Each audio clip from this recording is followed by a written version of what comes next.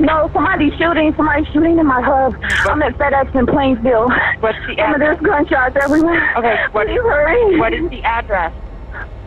The address is 8951 Mirabelle Road. How many shots did you hear? I don't know if anybody got shot. Can we go out down here? Can we run on way to the end and go out?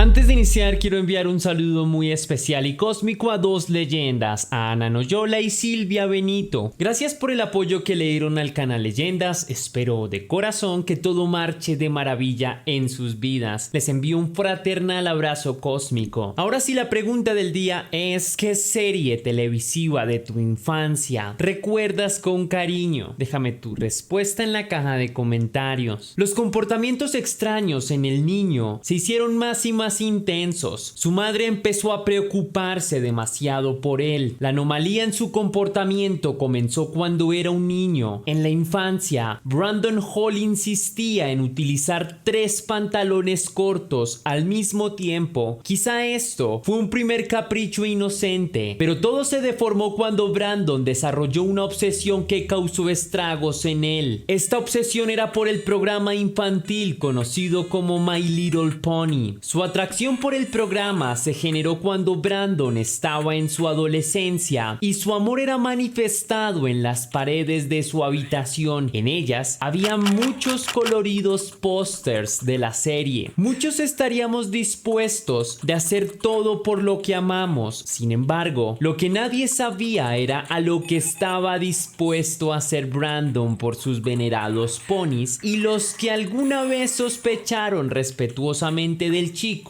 se arrepintieron por no hacer nada, por expectar impotentes los resultados de la locura de Brandon. La noción del horror en la cabeza de Brandon no era un concepto extraño. De hecho, los demonios que habitaban en su interior comenzaron a desarrollarse en su infancia. Tan temprano aparecieron comportamientos aberrantes que Sheila, la madre del menor, estima que sucedieron a los 4 años de edad, cuando el niño escuchó cómo la depresión arrebató la vida de su padre.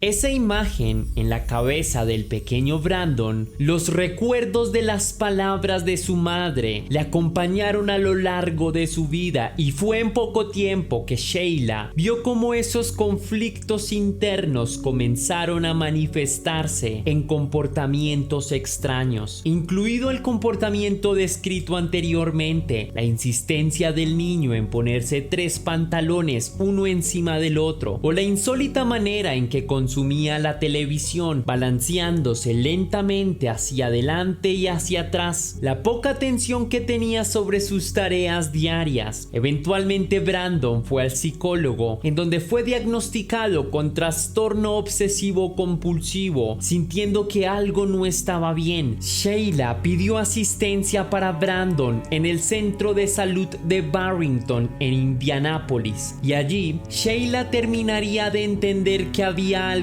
mucho más inquietante de lo que pudiese haber imaginado. La primera visita de Brandon al centro de salud Barrington fue en el año 2011. Él tenía 9 años para ese entonces, y fue la primera de muchas visitas en las que los resultados irían empeorando, y el brutal desenlace culminó con uno de los peores momentos captados en cámara.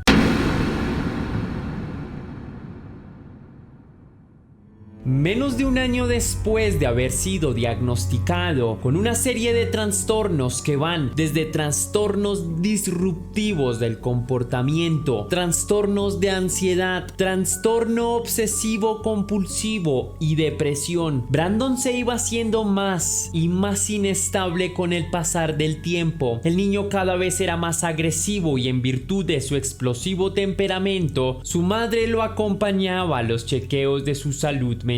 Y es que el terror de su madre no era algo exagerado. Los registros médicos son prueba de ello. Brandon tenía un catálogo de mentiras y de comportamientos irrespetuosos, y la lista de preocupaciones se hacía más grande. Para el niño esto era solo el principio.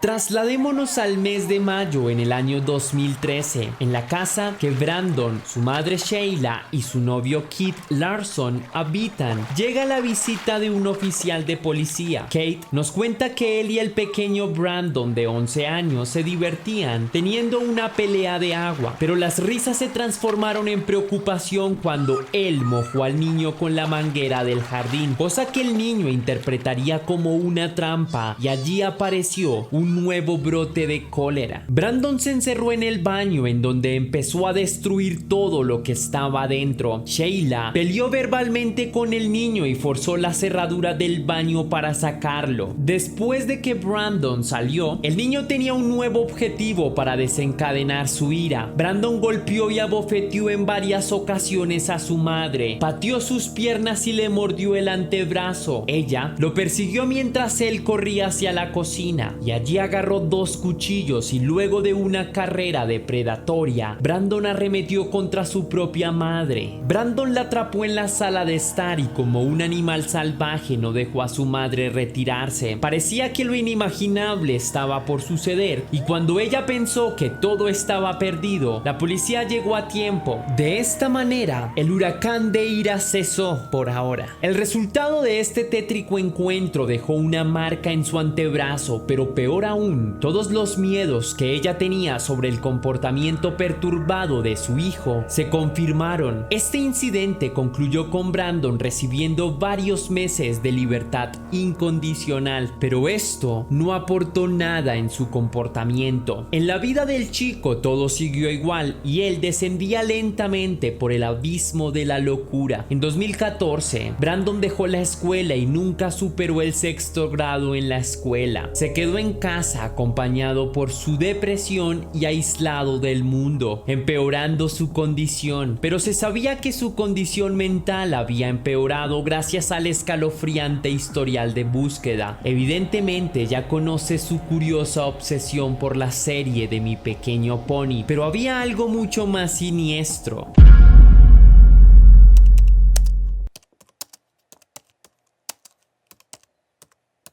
En 2015, Brandon fue evaluado por la Fundación de Niños de Riley. En su historial de búsqueda se encontró un interés obsesivo por los tiros masivos y escondía su gusto por el tema, evadiéndose bajo la premisa de que él no podía dejar de sentirse mal por las familias de las Masá. Y cuando se le cuestionaba si podía ponerse en los zapatos de los perpetradores, Brandon negaba la idea, comentando que era una pérdida de tiempo y que era una molestia, que él no quería causar ningún trauma a nadie. La escalofriante sorpresa fue quien trató a Brandon. Concluyó que el chico parecía empatizar con las víctimas, pese a que también admitió que él compartía memes y bromas sobre las víctimas con sus amigos. Y fue hasta que llegó el día. Brandon, ahora de 18 años, decidió tomar la decisión de seguir adelante con algo que había planeado hace mucho tiempo. Era el 2 de marzo de 2020. La madre relata que un día él le dijo que fueran a un negocio de venta de armas solo para dar una vuelta y mirar, pero allí el chico adquirió un arma bajo el pretexto de que tenía un hashtag que aludía a detener que las personas pongan un punto final en sus vidas por decisión propia. Para fortuna de la comunidad, esa tienda se había quedado sin balas. Esa noche, Sheila y su hija no podían quedarse tranquilas e idearon un plan de acción, ya que temían de las intenciones de Brandon. La situación podía tornarse tan peligrosa como para solo sentarse y mirar qué pasaba. Los posibles desenlaces eran claros. Quizá Brandon planeaba seguir el mismo oscuro sendero de su padre y se quitaría la vida, o peor aún, atentaría contra los otros. La siguiente mañana ellas fueron al Departamento Metropolitano de Policía de Indianápolis para presentar un informe de caso, haciendo especial hincapié al turbulento pasado de Brandon y cómo él planeaba apuntar su escopeta a la policía para asegurar así su muerte. Más tarde, durante ese mismo día, varios oficiales del equipo móvil de asistencia de crisis de Indianápolis respondieron Hicieron el llamado y fueron a la casa de Sheila. Entraron a la habitación de Brandon y lo esposaron. Según el informe policial, Brandon, al verlos, se puso muy ansioso y su enfoque principal era que no vieran su computadora. Lo que la policía encontró en la computadora dejó a Sheila en un profundo estado de consternación. En su historial de búsqueda se encontraron sitios de extrema violencia. En ese momento, el arma de Brandon fue confiscada bajo la ley de la bandera roja de Indiana, ley que impide que personas que pueden ser una amenaza para sí mismos u otros posean un arma. Y Brandon fue llevado nuevamente al hospital para recibir una nueva valoración.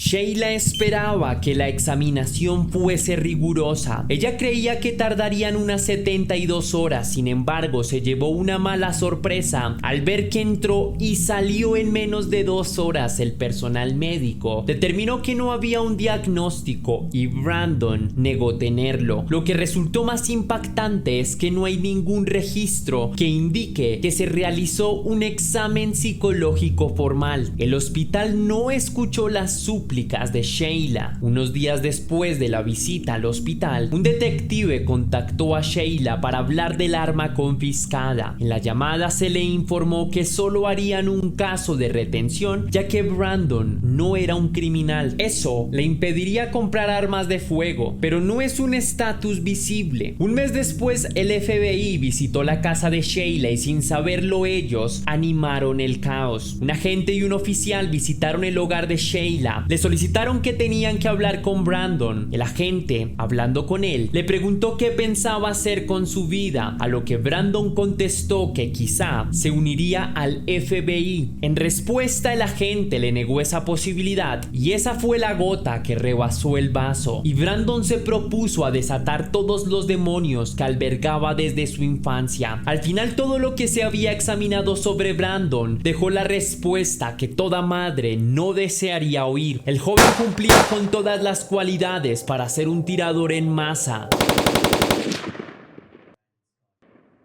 Entre las cualidades que destacó el FBI, encontraron que era una persona solitaria, rechazaba a la sociedad, sentía que lo trataban injustamente y creía que él era una víctima. También se pusieron en manifiesto sus síntomas de depresión, los pensamientos homicidas, las fantasías de violencia y los episodios de ira, junto con rasgos de narcisismo. Pero lo más preocupante de todo era su fijación por los asesinos en masa y las tragedias escolares. A pesar de la visita del FBI, Brandon mostraba estar mejor que antes. Encontró un trabajo en 2020 y parecía que lo disfrutaba en FedEx. Para ese momento, Sheila parecía estar viviendo el nuevo comienzo que había esperado por tantos años. En apariencia todo parecía mejorar, pero solo en apariencia. De hecho, toda la energía de su ira se estaba condensando para posteriormente estallar. Repentinamente, Brandon dejó de trabajar y se preparó para su plan. Para el mes de octubre, su paso por las instalaciones de FedEx terminó. A mediados de marzo de 2021, Brandon se mudó nuevamente a la casa de su madre y la lucha se reanudó. Sheila tuvo que pedir al gobierno que atendieran a su hijo por profesionales de la salud mental. Antes de que lo evaluaran, varias páginas aparecieron enunciando los problemas específicos de la salud mental de Brandon mientras este estaba en terapia. Entre ellos aparecieron trastorno de ansiedad generalizado y el trastorno depresivo mayor, que era bastante recurrente. Finalmente, Brandon asistió a otra sesión con un trabajador social, pero ya había cruzado el punto de no retorno. Al día siguiente se hizo observar por varios trabajadores sociales, a quienes les confesó sin recelo que no tengo ningún grado de empatía por la humanidad, ni siquiera por la vida de mi propia madre, cierro comillas. 2 semanas después recibió su último asesoramiento, en el que repitió exactamente lo mismo, pero añadió algo escalofriante y abro comillas: soy un peligro para la sociedad, debería temerme, cierro comillas, y tenía razón. La noche cayó. Brandon salió en búsqueda de su destino. Nunca más volvería. Brandon llegó a las instalaciones de FedEx alrededor de las 11 de la noche del 15 de abril de 2021. 2021. Anteriormente a esa noche, Brandon salió con su madre a una cena. Ella describe que parecía estar de buen humor. Comieron y regresaron a casa. Ella tomó una ducha relajante y se fueron a dormir, pero no fue así. Una vez que Brandon logró entrar a las instalaciones de FedEx, se abrió paso, disparando contra todas las personas que se encontraban en su camino, y luego ingresó al vestíbulo asesinando a empleados al azar mientras las personas desesperadas intentaban correr por su vida. Luego, con la parsimonia de un asesino sin culpa, salió al parqueadero y disparó en contra de los inocentes que corrieron con la mala fortuna de estar cerca a Brandon. Las llamadas al 911 no se hicieron esperar, mientras que Brandon asesinaba sin clemencia a las personas que estaban cerca a la empresa. Fue en cuestión de minutos que para muchos de los que llamaban, su esperanza se convertía en pesadilla. Brandon estaba cazando a cada persona que encontraba. Las llamadas de emergencia aumentaron al igual que las víctimas. Cuando el cuerpo de policía ingresó, los operadores del número de emergencia seguían recibiendo información difusa. No se sabe cuántos tiradores son, ni dónde se encuentran, si adentro o si afuera. Finalmente, después de llevar a cabo su plan, Brandon decide regresar cerca de su carro y, sin vacilar, arrebata una última vida más, su propia vida. Un nuevo tiroteo sacude al país ahora en un almacén de FedEx de Indianápolis. 8 personas murieron, 5 resultaron heridas. La noche era una pesadilla total. Muchos de los empleados que habían sobrevivido siguen llamando al 911, rogando y suplicando por ayuda. La preocupación crece mientras más de 100 policías han llegado al lugar y avanzan buscando al sospechoso y asegurando la escena. Más de 30 minutos pasaron y muchos lograron salir de sus escondites al ver a la policía. La masacre había terminado, pero las secuelas siempre quedarán en la memoria de quienes vivieron aquel trágico suceso. Aquella fatídica noche, 8 personas inocentes dejaron el mundo. Los oficiales hallaron el cuerpo sin vida de Brandon y fue entonces cuando se reveló el inquietante motivo de su crimen. No, somebody's shooting in my hub. I'm at FedEx in Plainsville. What's the And there's address? gunshots everywhere. Okay, Please hurry. what is the address? The address is 8951 Mirabelle Road. How many shots did you hear? I don't know if anybody got shot. Can we go out down here? Can we run on way to the end and go out? Brandon estaba desconsolado por un personaje de My Little Pony. En su última publicación del 15 de abril de 2021, él publicó: "Espero estar con Applejack en la otra vida. Mi vida no tiene sentido sin ella. Si en el más allá ella no es real, mi vida nunca importó en ningún sentido". Finalmente, el FBI concluyó que el crimen de Brandon se trató de demostrar masculinidad y capacidad mientras ejecutaba su último deseo de eliminar personas. Las víctimas tenían edades entre 19 y 74 años. Ahora la madre de Brandon no llora por él, llora por las víctimas. Eso ha sido todo por el video de hoy, leyenda. Si te gustó la investigación, déjame saber con un misterioso like. Recuerda seguirme en todas mis redes sociales para que tú y yo estemos aún más en contacto. Si quieres y si puedes hacer una pequeña donación para la producción de Test Misterios, estaré enormemente agradecido. Lo puedes hacer con el botón de super gracias, que se ubica justo al lado del botón compartido. También lo puedes hacer vía PayPal, ya que tienes el link en la descripción y en el comentario fijado. Si lo haces, recibirás un agradecimiento personalizado y un saludo de mi parte para un próximo video. Ahora sí, sin más que añadir, recuerda que somos Misterio y que las dudas te acompañan.